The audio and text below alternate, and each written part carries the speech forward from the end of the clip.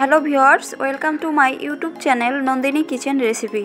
আজ আমি আপনাদের তৈরি করে দেখাবো কাঁচা পাকা বড়ইয়ের আচার। আমরা যখন বাজার থেকে বড়ই কিনে নিয়ে আসি তখন সব বড়ই ভালো থাকে না।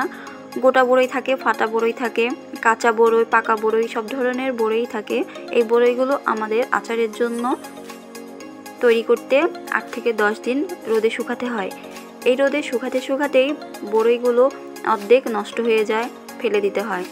আজকে আমি আপনাদের কিছু টিপস দিব। এই টিপসগুলো ফলো করলে আপনাদের বড়ই খুব কম নষ্ট হবে। আশা করি আমার এই টিপসটা আপনাদের ভালো লাগবে। চলুন দেখে নিই আজকের বড়ইয়ের রেসিপি।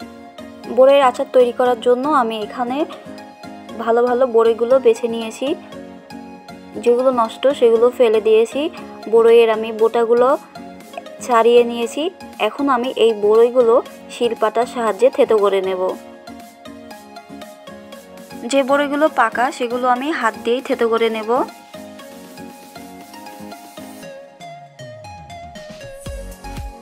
পাকা বড়ইগুলো আমি হাত দিয়ে থেতো করে নিয়েছি, আর কাঁচা বড়ইগুলো আমি শিলপাটার সাহায্যে থেতো করে নেব।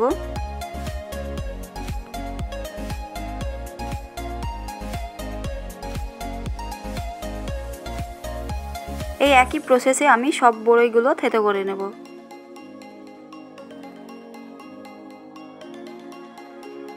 কাঁচা পাকা সব বড়ইগুলো আমার থেতো করা হয়ে গেছে। এখন আমি এর মধ্যে দিয়ে দেব সামান্য লবণ, সামান্য হলুদের গুঁড়া।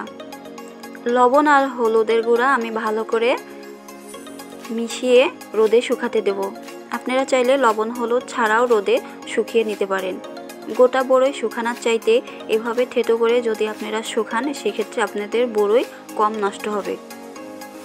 আপনাদের ফাটা বড়ইগুলো পচে যাবার ভয় থাকবে না।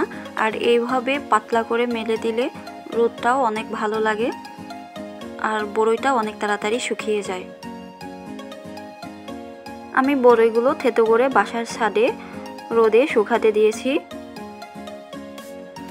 ভিউয়ার্স, দেখুন আমার বড়ইগুলো একদিনের রোদে কতটা শুকিয়ে গেছে।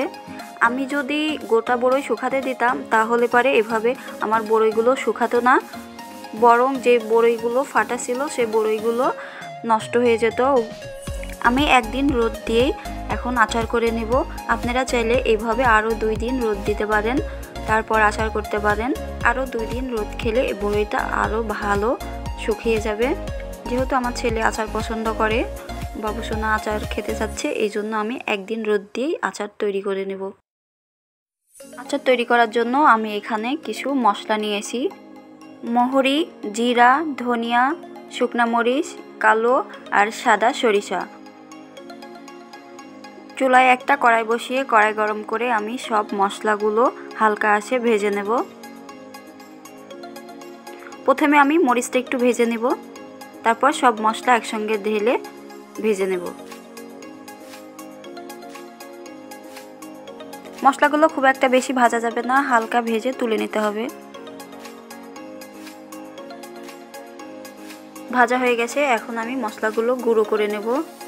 মশলাগুলো খুব একটা বেশি গুঁড়ো করা যাবে না। আমি আধা ভাঙা করে মশলাগুলো গুঁড়ো করে নিয়েছি।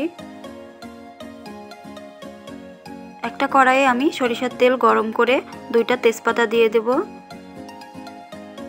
1 চামচ পাঁচফোড়ন দিয়ে দেব। এরপর আমি কাঁচা পাকা যে বড়ইগুলো থেতো করে শুকিয়ে রেখেছি সেগুলো দিয়ে দেব। বড়ইগুলো তেলের মধ্যে কিছু সময় নেড়ে চেড়ে নেব। আমি এখন তেজপাতা 2টা তুলে ফেলে দেব। তেজপাতার যা কাজ, তেজপাতার কাজ হয়ে গেছে। এখন আমি তেজপাতা 2টা ফেলে দিলাম। এরপর আমি এর মধ্যে কুশালের গুড় দিয়ে দেব। আপনারা চাইলে চিনি দিয়েও করতে পারেন।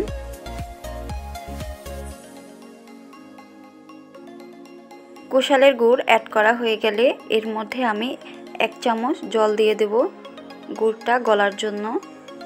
আচারে জল দিলে আচারটা বেশি দিন থাকে না, নষ্ট হয়ে যায়।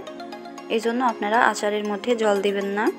আমি জাস্ট গুড় গলার জন্য 1 চামচ জল দিলাম।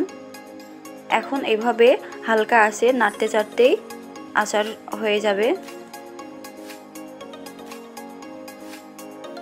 এখন এই আচারের মধ্যে দিয়ে দেব ভিনেগার।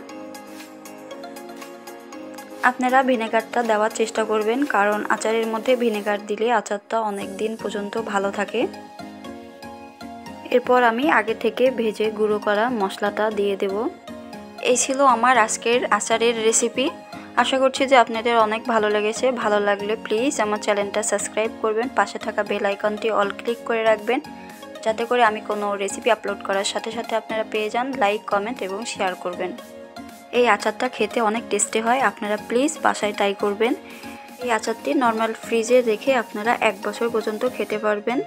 যারা অলরেডি আমার চ্যানেলটা সাবস্ক্রাইব করেছেন তাদেরকে অসংখ্য ধন্যবাদ। আজ এই পর্যন্তই। সবাই ভালো থাকবেন। দেখা হবে নতুন একটা রেসিপি নিয়ে।